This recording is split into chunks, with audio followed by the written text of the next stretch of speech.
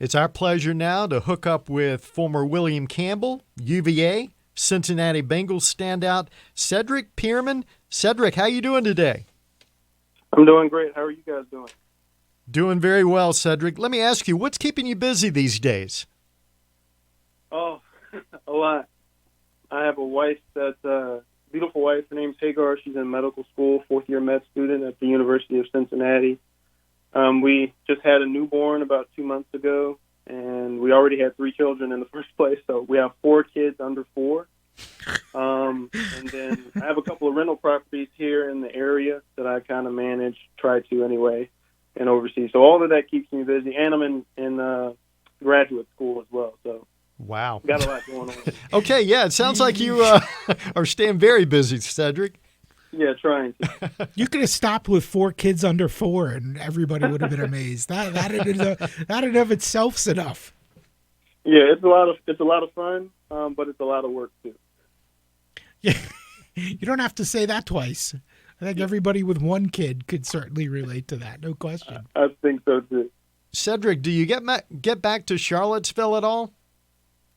I haven't been back to Charlottesville in quite some time. I miss it terribly.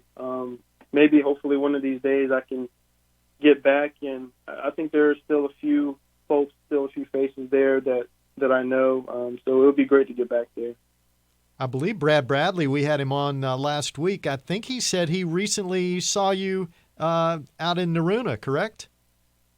Yeah, I saw him. I was the family and I were visiting back home in Gladys and ran into him at the local store, and had a chance to chat with him.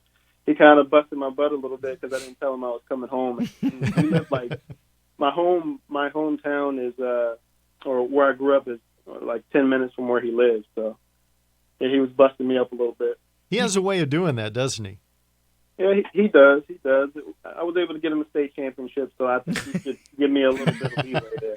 Yeah, Coach, how about a little slack? I got 4 kids under 4, a wife. I'm in grad school.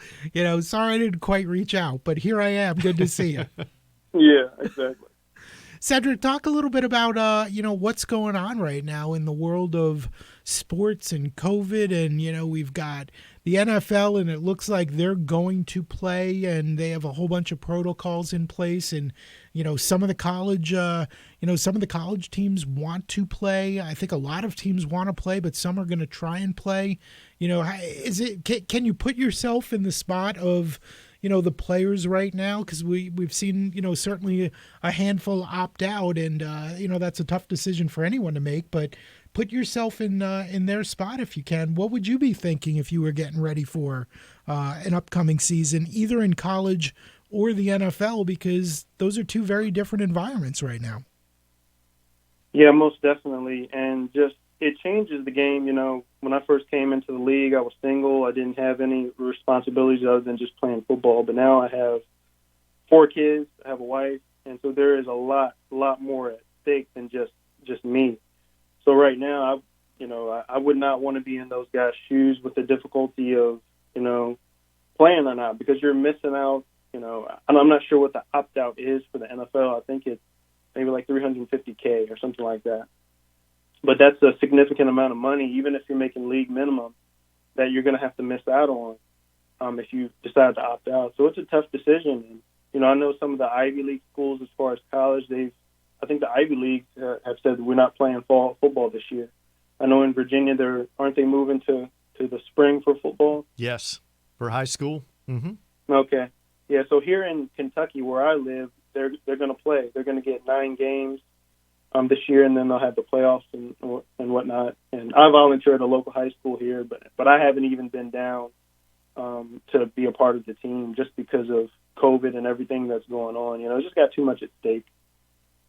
Cedric, do you still do any preaching? I know there for a while you are a minister and actually helped out some churches in this area.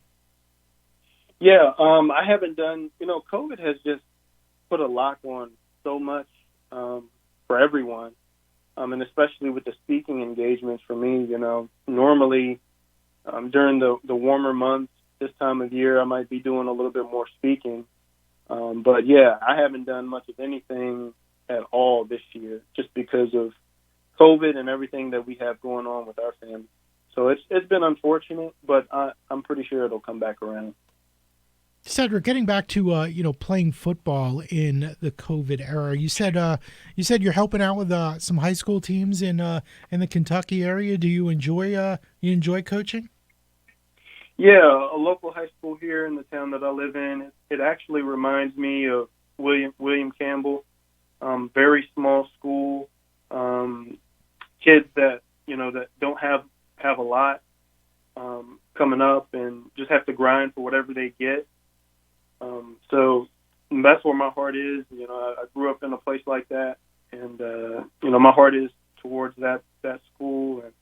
And I volunteered there. I did last year, and it was a great experience.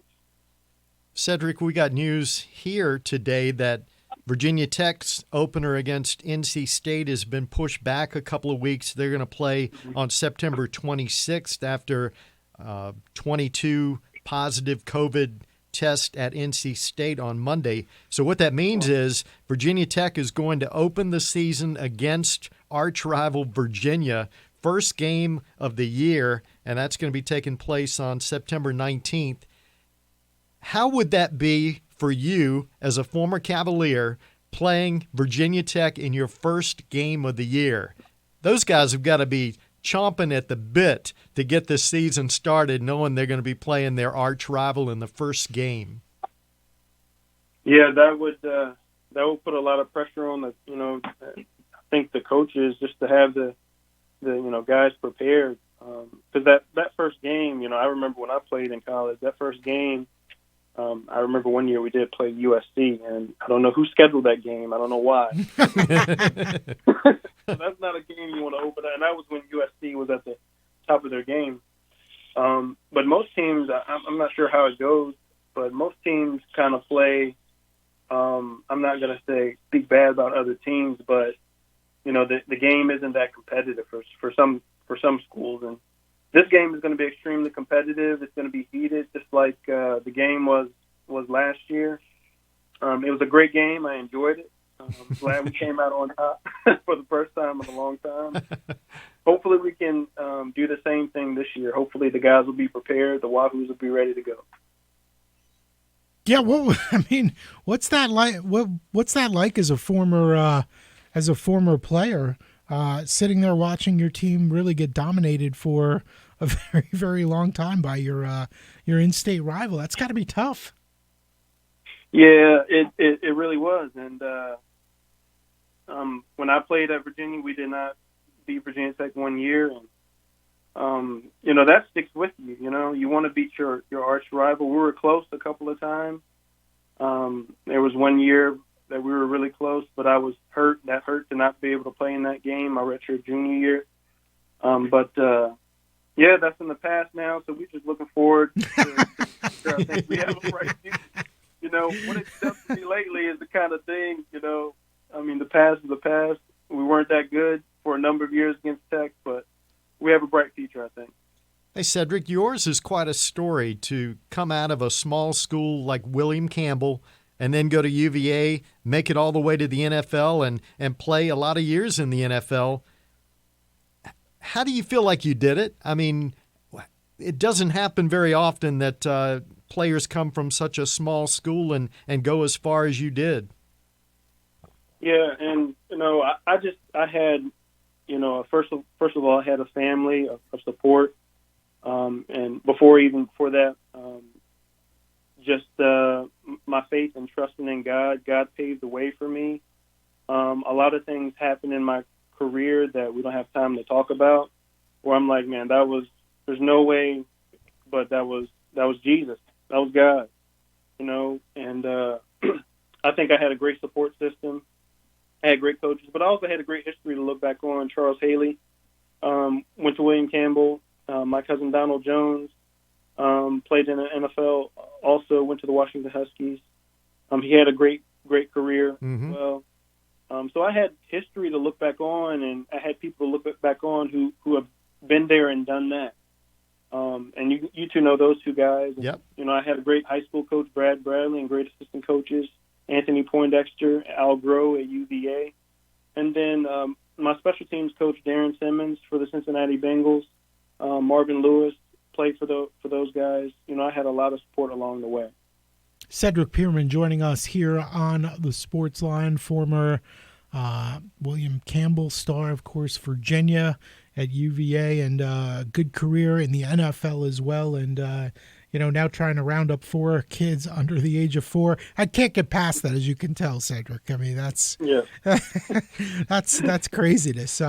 Good for you. But let me ask you this. One of the things we were touching on before you came on the show was the fact that they've postponed this NBA game because of player boycotts, and we're looking and ratings are down. And, I just wanted to kind of get your thoughts on this because, it's obviously much different as a player than it is as a fan. But it just seems to me that a lot of fans really look at sports as a distraction from, regular life, right? I mean, where you have tons of things going on and you're dealing with lots of trials and tribulations, and sports is kind of a great escape from that. And then, every time you turn on sports nowadays, it seems like, there's a protest or there's kneeling or someone's, griping about something. And, it's not the escape and the fun, the fun escape that it used to be. What do you think about everything that's going on in sports and how it's become so politicized?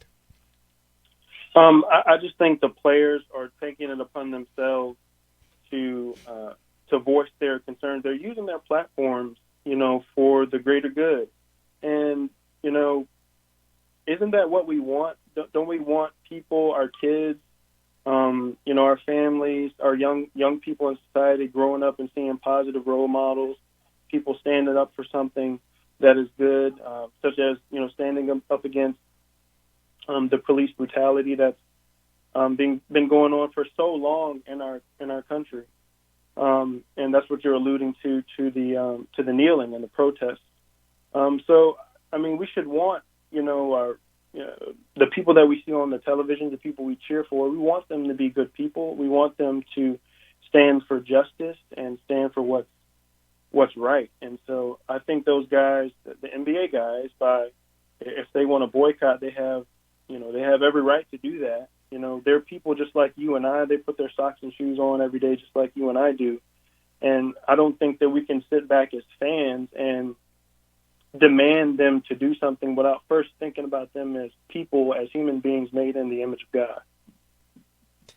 Cedric, going back to high school, what's the best lesson you learned from your high school coach, Brad Bradley? So many. Oh, man.